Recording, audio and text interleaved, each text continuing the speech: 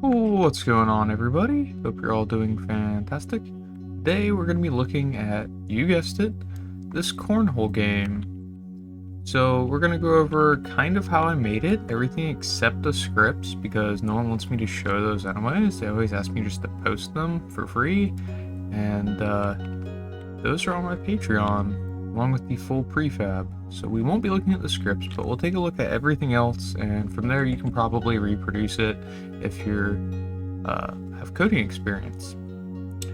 So this is actually the completed, well, mostly completed. These are just cube buttons, but I started it in Blender, just modeling it, and we have the bag and the cornhole, and I tried to get pretty close to what would actually be correct scaled size. It's a little off, but it's pretty close.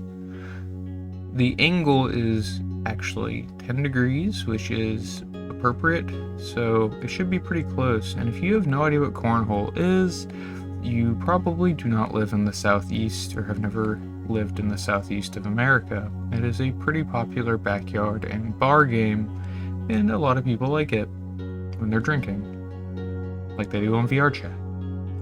So I reproduced it in Blender, and then I painted it in Substance Painter. Now it looks pretty good in Substance Painter, and it didn't quite turn out as nice on the materials inside VRChat, so you're of course more than welcome to create a new material on it inside VRChat. This was just a demo, and you can see you can replace 3 materials on the boards for the legs, the facing upside, and then the underbody and the inside.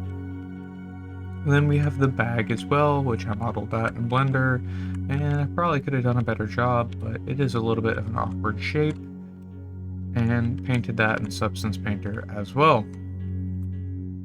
So let's take a look at how it works, and this will be best demonstrated networked, as it is fully networked, and you're most likely going to be playing this with more than one person. So we'll skip the offline single player demo and get straight into the network demo. But before we do that, we'll take a look at the actual objects. So basically we have 2 cornhole boards. They have invisible triggers that work as the scoring system, so to speak. So when it hits these triggers, a score is added. You can see a copy of the board is used for the board points, and if you don't know anything about cornhole, I guess I can explain it. You generally get 1 point for if it lands on the board, and 3 if it goes inside the hole.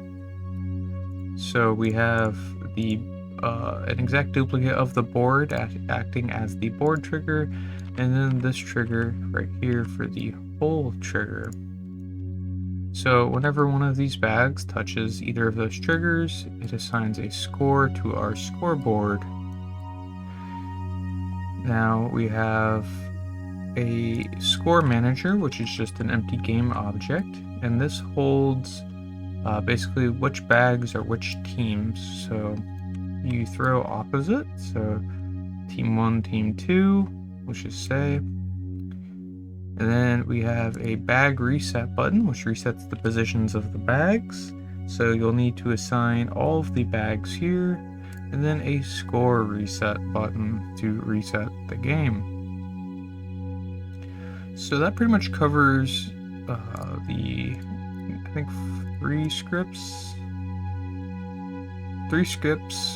and 2 buttons. Well, actually, yeah, 3 scripts. We have 2 buttons, and then we have our scoreboard, and then a few mechanisms. So overall, it's a lot of moving parts here, but enough of how it works. Let's get into showing what it looks like when it is working.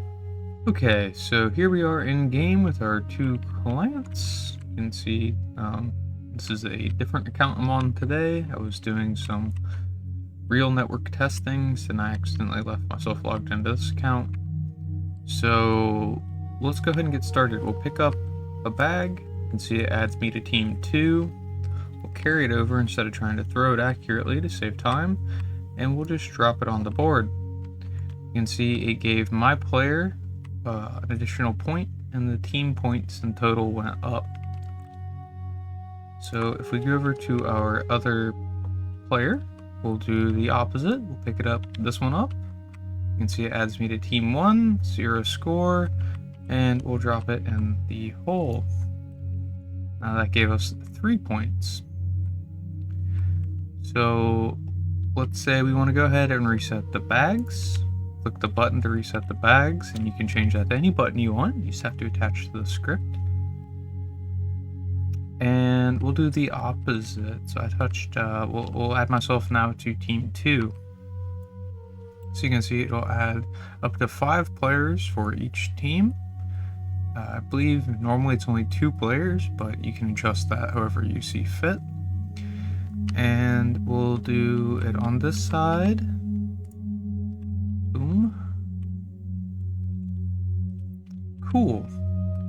Now, what we'll want to do is, what should we test? We reset it with this time, so we'll test the reset button on our second client just to show everything is networked. We can reset it on both clients. And let's say we kind of messed up by grabbing the wrong bag, or maybe people left, or you just want to reset the score because somebody else is joining, or whatever. We can reset the score, everything goes back to where it was, and let's score again here. And you can see we have a score, so let's go ahead and show we can reset it from our other client. There we go. So it is fully networked and everything works as you would expect it to. Not sure how we just got a point there, but there we go. Anyways, this is Cornhole. So if you wanted to set up multiple boards, you could just copy everything here.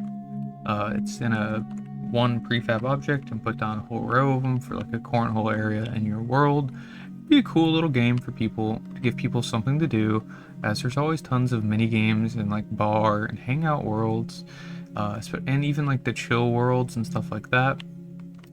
You could see it on some of the rooftop worlds and things like that. It just makes a good little interactive minigame for any real world where people just kind of hang out and there's not like a game theme already. So there you have it. As far as I know, it's pretty bug free. The only caveat is you can score on your own board, so maybe I'll fix that one day, but that's really not that big of a deal. Just pay attention to which side, like if you're generally how it would work if you're actually playing this game is you throw, your bags would be over here and you're throwing this way like that, and kind of works like that. Anyways, thank you for watching. Let me know what you think in the comments, and before we go, feel free to join the Discord even if you're not a Patreon member or anything like that. Link is down in the description. If you have any questions about this or suggestions for future projects, things like that. I will catch you guys, as always, in the next video. And that's it. Hopefully this gave you a solid start. Whether you're building your first VRChat world or just looking to add more polish to the one you've already got, these little systems can go a long way toward making your world feel interactive and alive. If you want to try this asset out before dropping it into your own project, I've got a public demo world set up. You can jump in, push buttons, test things out, and see exactly how it works in action. I always try to keep the demo world updated with the latest version, so it's a great place to explore and get ideas.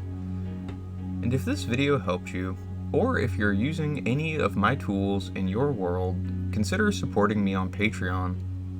It helps me carve out more time to make these assets, keep them updated, and put together more tutorials like this one. Even a small pledge goes a long way and means a lot.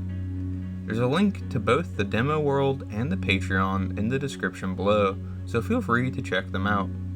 Thanks again for watching, and as always, see you in the next one.